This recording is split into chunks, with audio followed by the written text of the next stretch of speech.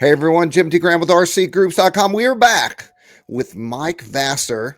And Mike, I was asking before we went live how I should introduce you. And I Yeah, think we'll leap right into that. So we're going to talk about some changes or some updates at Robart slash Zap slash exactly what we're about to learn about. And then we're also going to take a look at some CA and things that you need to know about in the upcoming year of 2025.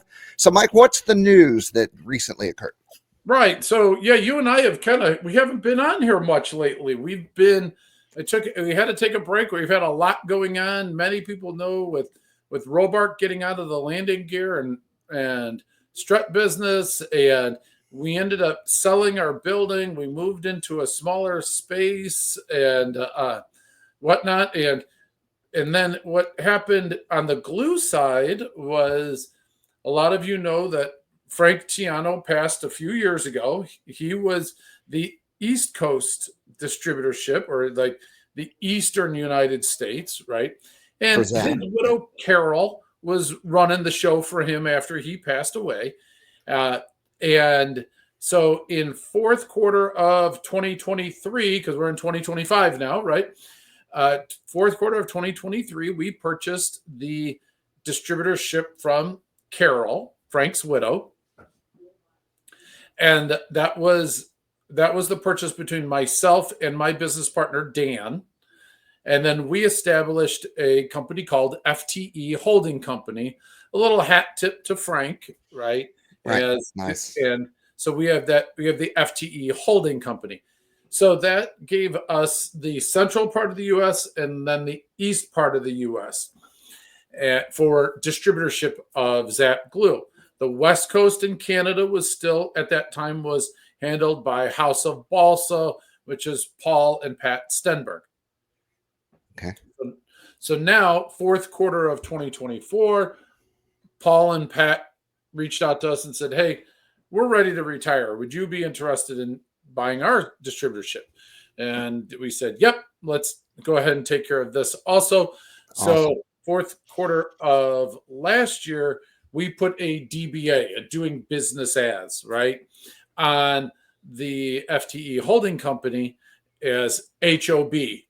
So that was the kind of, again, another A hat tip nod. to Yeah. House of Balsa for Paul and Pat.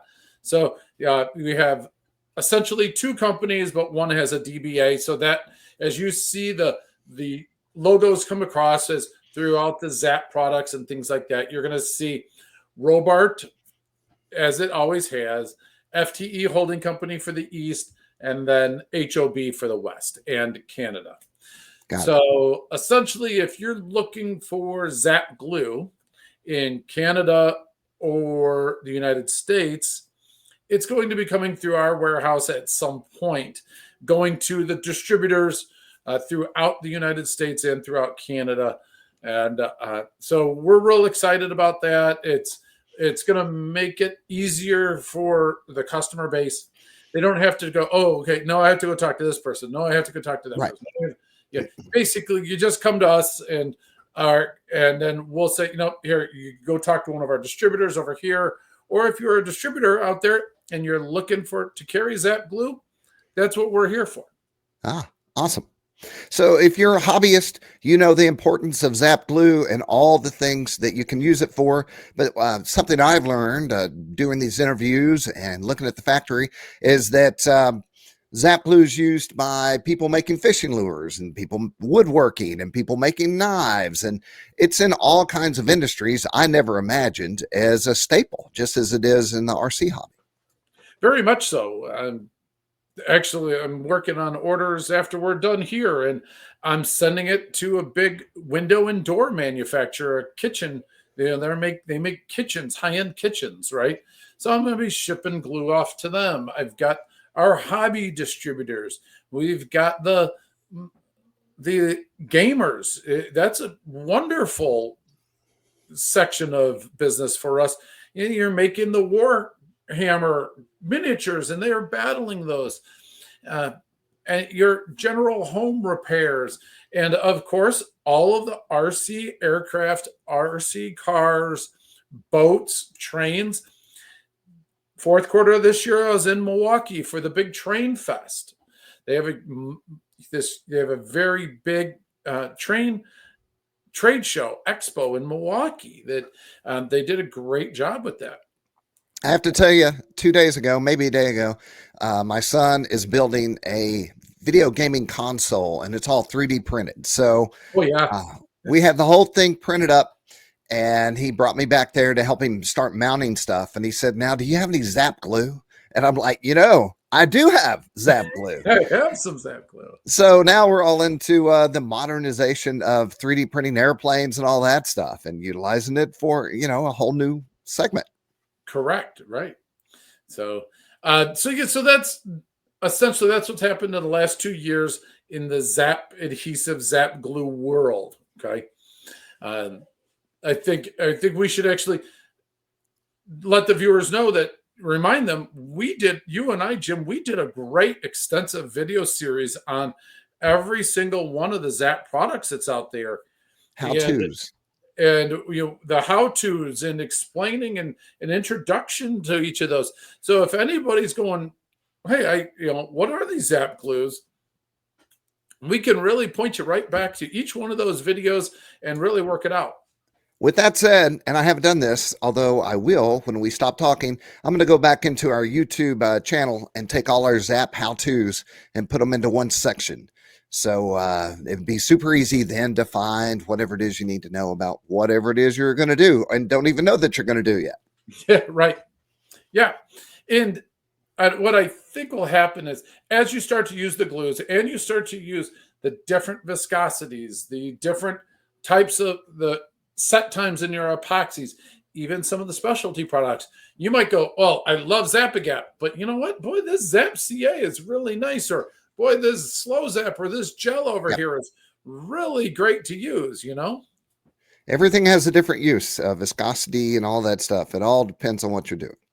It does. It really does. And what I could do, Jim, why don't I drop this over to the overhead camera here? And so new setup. So my hands look absolutely huge here. Holy cow.